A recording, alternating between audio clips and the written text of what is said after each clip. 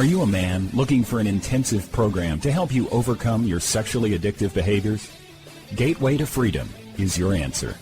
Gateway to Freedom is a 3-day intensive workshop for men seeking to overcome sexually addictive behaviors.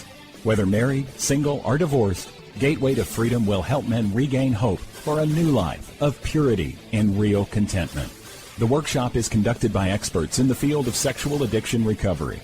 Your experts have over 35 years of combined experience. Read testimonials of workshop alumni at gatewaymen.com. Get all the info and register online at gatewaymen.com or call 1-800-49-PURITY. Hi, my name is Jonathan, and I'm the founder of the Gateway to Freedom Workshop. I want to personally invite you to be part of our next workshop, coming up October 2nd through the 4th in Pennsylvania. So call us today at 1-800-49-PURITY or visit gatewaymen.com.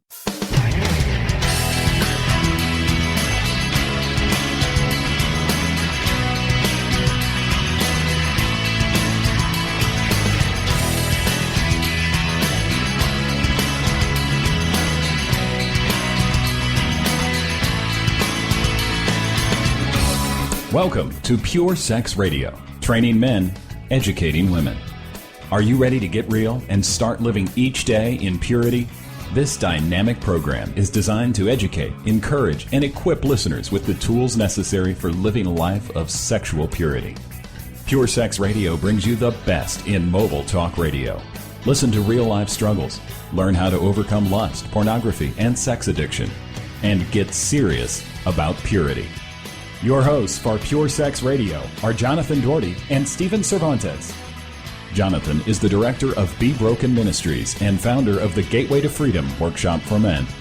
Stephen is the founder of the Hope Counseling Center. Visit us online at puresexradio.com. And now, please welcome Jonathan and Stephen on Pure Sex Radio.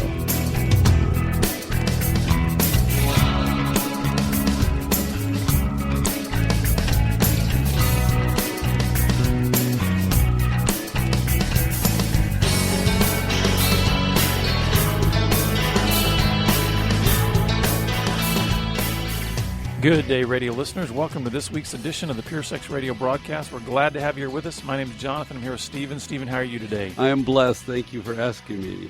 Excellent. Well, folks, I wanted to let you know that we do a 3-day workshop for men that is geared toward guys who are just ready to break free from any kind of sexual struggle or stronghold. We do these workshops all throughout the year in various locations around the country. We do them in Texas and Pennsylvania, Colorado, and Oregon. And so it's a great weekend to just get a boost. We kind of think of them as a catalyst. Hey, are you early in the journey? Are you stuck on your journey? Are you a man that's just tired and weary of drowning in your secrets and in your sexual struggles? This weekend can really help you kind of unpack the layers and get down to the heart of the issue and get a real solid plan for what to do next in the next season of your life. If you'd like to learn more about the Gateway to Freedom Workshop, simply visit gatewaymen.com. That's gatewaymen.com, or you can call our toll-free number at 1-800-49-PURITY. All right, Stephen, I'm lobbing you the ball here. Stephen off air just said, hey, why don't you just toss it to me and then, I don't know, we'll just see where it goes. So I'm tossing it to you to see where it goes. I said, maybe we should just call this Stephen's Ramblings or something. I have all these little pieces of paper with one thought on them. And so I'm just going to go through these thoughts, say them out loud, get Jonathan's feedback on them. And I know you're sitting there and you're going to be talking back to us too. So I'm talking to you, the listener, and you can say, yes, no, I hate that. That's good. That's bad. I'll try that. I hope you're talking to us when we're talking to you. Because this is when I'm glad this isn't a live call-in show. So here's the first thought I had. A man breaks down 1,000 times before he ever has an affair. A man seduces himself before anyone else can seduce him. So 2 different thoughts. One, he has broken down 1,000 times before he goes and has an affair. Because what happens is, how could you do this? What were you thinking? Well, look, like it just showed up this morning or last week. No. For 1,000 opportunities, this man has performed poorly. And then he wakes up one day and he says, well, he's had an affair. And he goes, I don't know how this happened. Mm-hmm. It's like, what? What do you mean? How you expect me to believe that? So my statement is, a man breaks down 1,000 times before he ever has an affair. What do you think about that statement? Well, and I guess it's I would agree with it. I don't think it is true that a 30-year-old man wakes up one morning out of the blue, has never ever had a lustful thought in his past, has never looked at pornography, has never done any kind of sexually inappropriate thing in his life, and then that day goes out and has an extramarital affair. Yeah, you're right. I don't think it is something that just springs onto a man. Yeah, let's make up a story. A guy has an affair with his neighbor. Didn't he have to cross 100 boundaries and practice several hundred bad skills way before, right? Mm-hmm. Right? Didn't he flirt a little bit? Didn't he fantasize a little bit? Didn't he not set a good boundary? Didn't he put himself in an opportunity? Wasn't he alone with her for a moment? And didn't he get a little close? Didn't he touch her in a safe way? Didn't he break down 1,000 times? Mm-hmm. And so I guess the statement there then is, okay, are you saying that then in order to get healthy, you've got to backtrack, or you've got to figure out where things are early? Poor management of sexuality will end you in a bad place, right? If you keep your thoughts, if you're always managing your thoughts, and I think a guy has to every day manage his thoughts. You have to submit, get it straight, and go out there into this culture because there's temptation everywhere, right? And so you got to live as clean, as pure, with the greatest integrity. You got to live close to the line.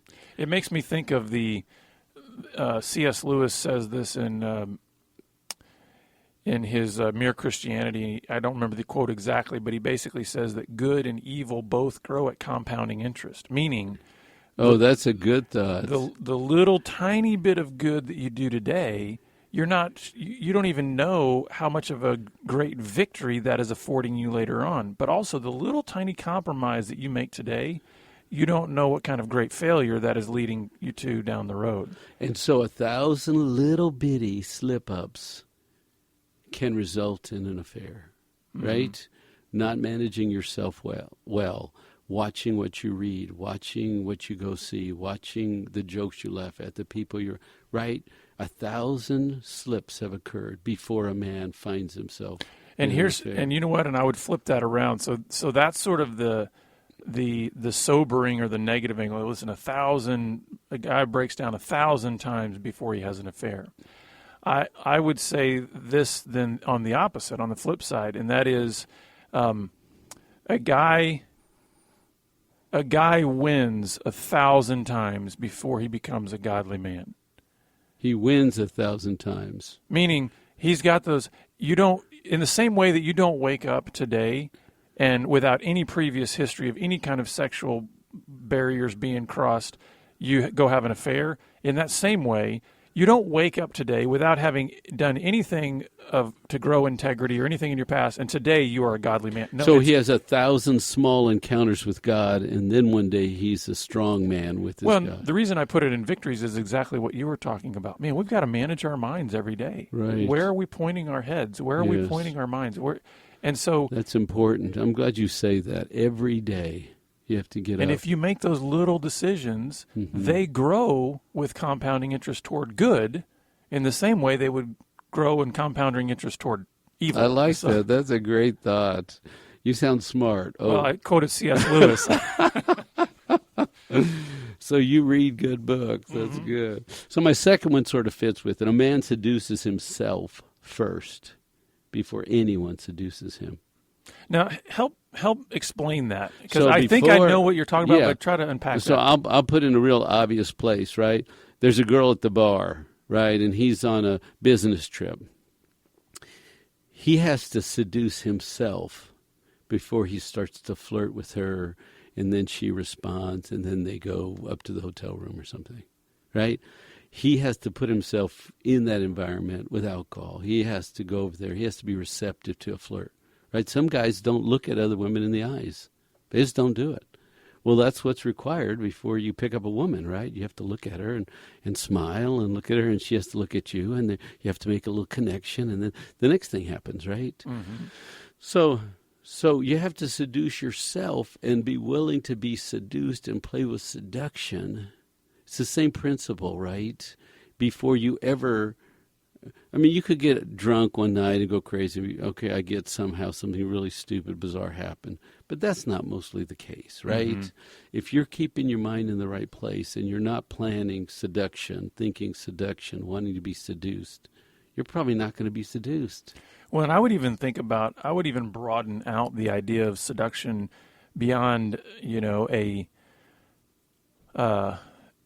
relationship or an encounter too, because what I was thinking of was, man, you have to do that very same thing if you're going to look at porn.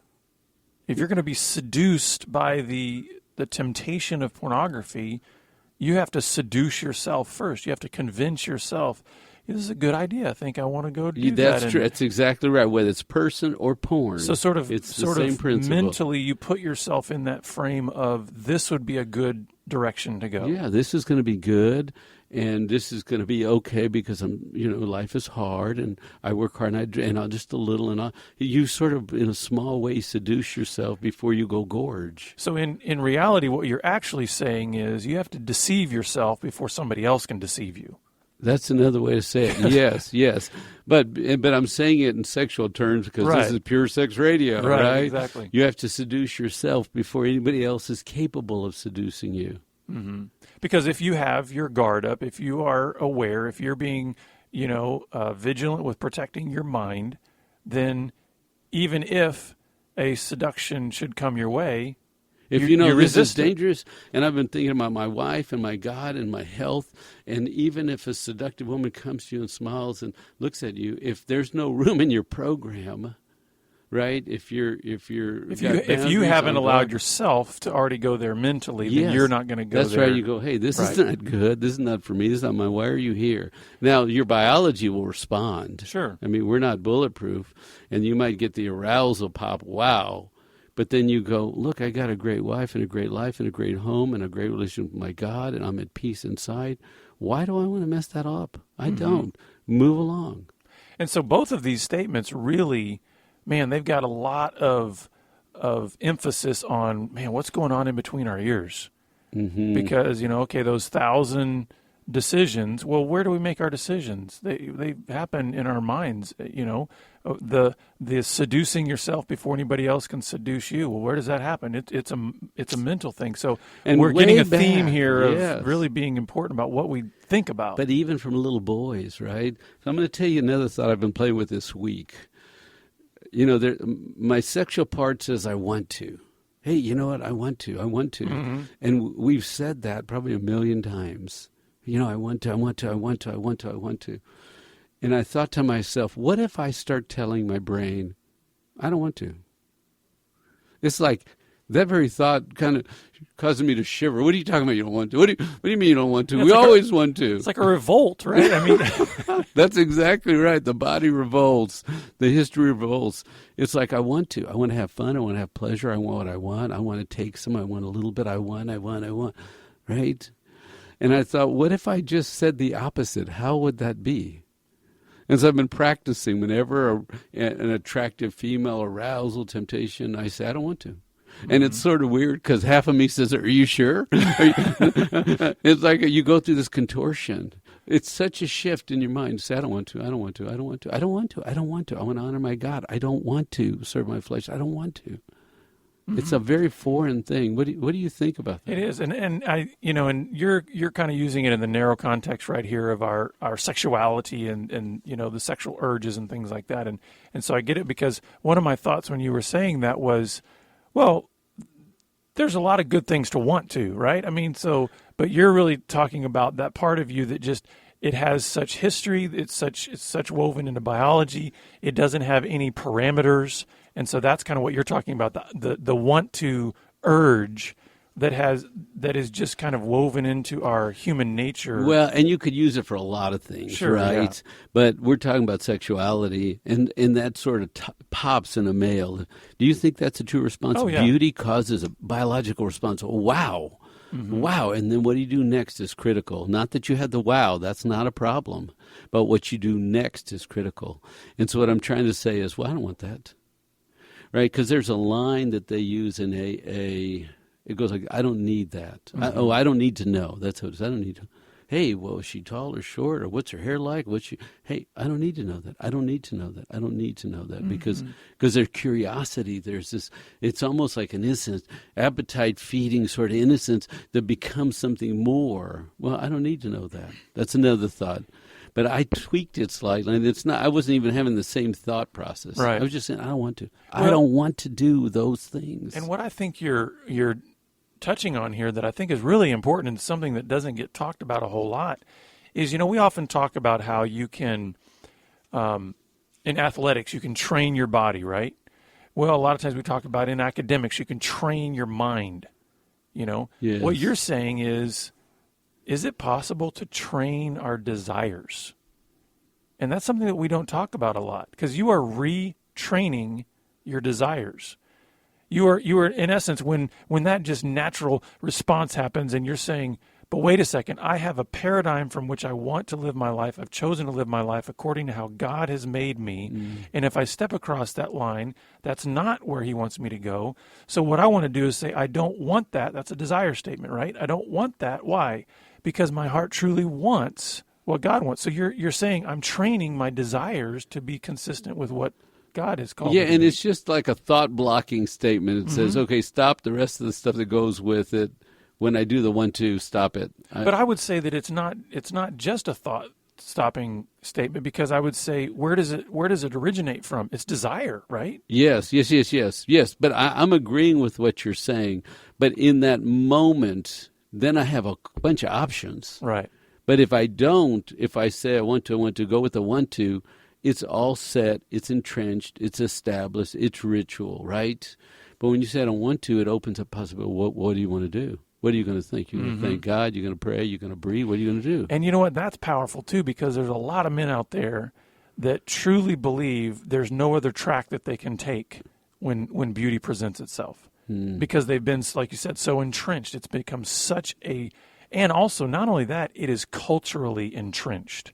We are taught in our culture to objectify the human body to the point where lust is just a normal part of our existence as males.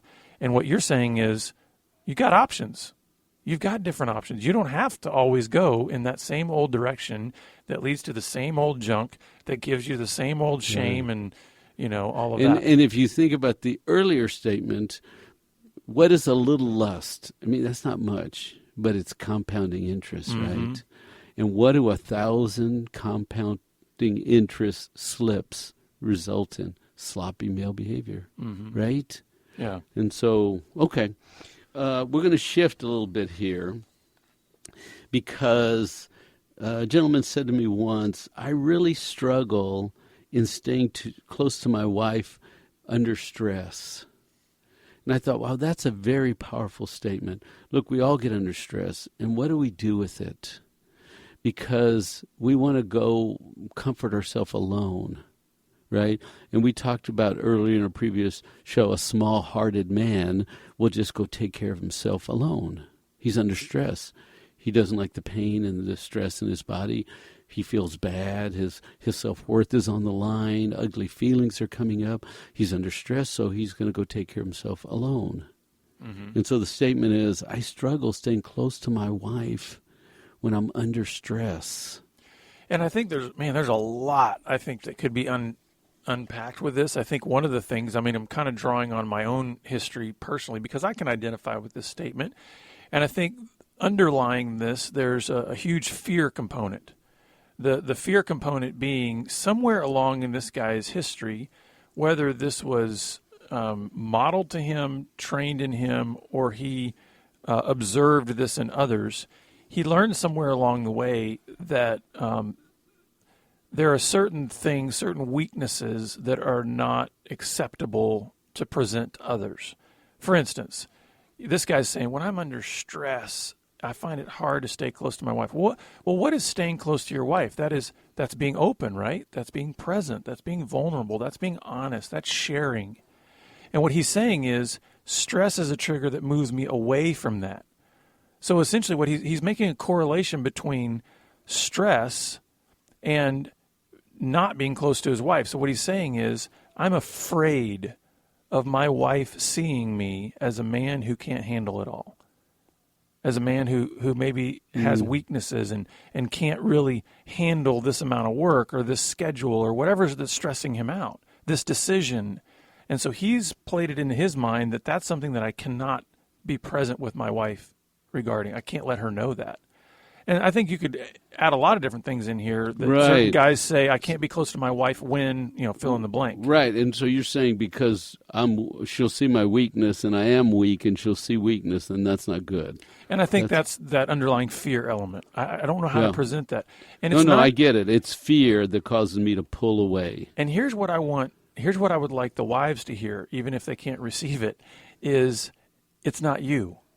The statement here is this guy's saying, I can't stay close to my wife when I'm under stress. Notice who the subject is. It's not the wife, it's him.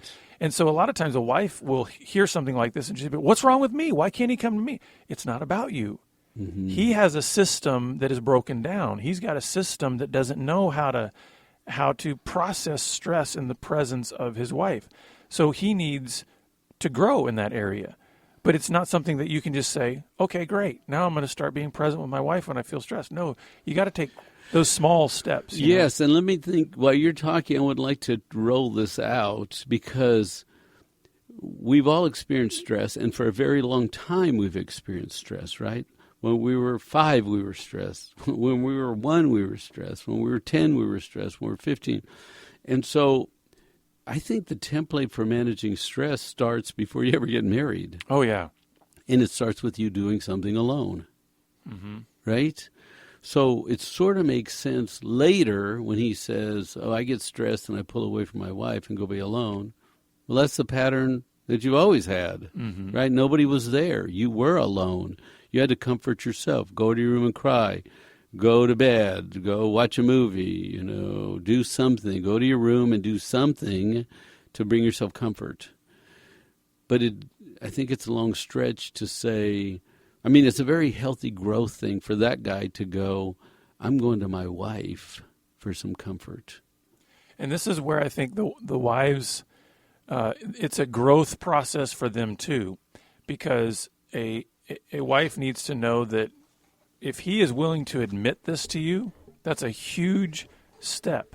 It takes a lot of courage for him to be able to do that. So, you don't want to overwhelm him too much by going, oh, great, now we're going to work on all this stress and, let's unpack it and let's do all this. It's like, whoa, wait a second. He just admitted this to you, baby steps, all right? Right. And if he's willing to admit it, great. Don't feel like you got to have a 3-hour conversation about it. He just decided to confess to you, I have problems being close when I'm stressed out.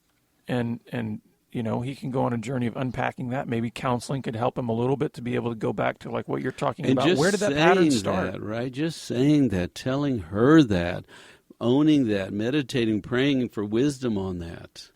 So good. All right, I'm going to my next rambling, okay? I'm reading this book by Dean Ornish. He's a doctor that does heart stuff on the spectrum. I have some high cholesterol, okay? So I'm reading a heart book on how in the world do you keep your arteries open and clear. And he says, think about health on a spectrum, right? From being really healthy to being really unhealthy. And he said, diets don't work, right? Because we start them, and as soon as we're done, we can go back to our old way again. They don't work. But he said healthy eating is also a spectrum. So I could eat an apple or I could eat a greasy fried pie, right? I have a choice, and one is close to health and the other one is artery clogging material. right? Just some get some greasy. Do we have to guess which one is which? But if you think about it as a spectrum, right? Health on one end, unhealthy. Healthy eating on one end, unhealthy eating on the other. So I'm playing with that, and I'm thinking, does that apply to sexuality? You know, we're always talking sex, you and I, so it's like, why wouldn't I make the jump from heart health to sexual health, you know? And so is sexuality on a spectrum where there is healthy sexuality and then there's abusive, addictive sexuality on the other end? Any thoughts on that? I absolutely think there is. And I think our experience bears that out. Just in our personal experience, I mean, it bears it out that there is a spectrum of health. Now, we know that, biblically, there are clear lines where we are told where certain things are definitely on the unhealthy, end of the spectrum. So I would actually like to say that I think on the healthy end of the spectrum, there's also a sliding scale there. And what I mean by that is some people have thought, well, the Bible tells about all these prohibitions, all these things that are not allowed sexually, and then gives the context for the healthy expression of sexuality as marriage. And a lot of people assume then that, okay, if you're living on the healthy side of the spectrum of sexuality according to the Bible, then it's static, meaning, well, you're just on the healthy side. There's no continuum even on the healthy side. And I would argue that from my own personal experience in my marriage is that there's a great latitude within the healthy side of being able to explore sexuality in marriage that is beautiful and wonderful and deep and rich. And so it's not just this, quote unquote, static sexuality, meaning once you're, quote, pure, then there's no more growth that you can have in your sexuality. But it's almost like the garden, right? It's like we live in a sexual garden that's a healthy and an okay place. Mm-hmm. And so what we want is healthy men, sexually healthy women with healthy sexual men and healthy sexual women. I'm trying to put both halves together. Because if you have a damaged one, it doesn't work so well. If you have an immature one, if you have a distracted one, we want healthy.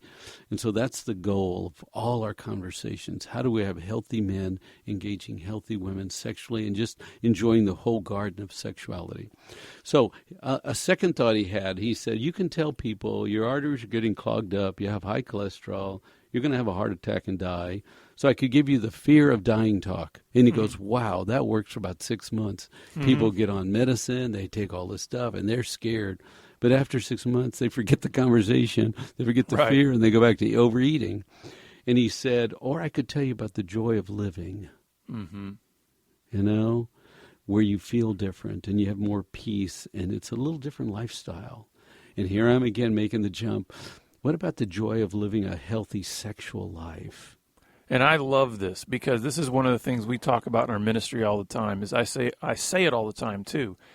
Fear is a great short-term motivator, but it's a very short-term motivator.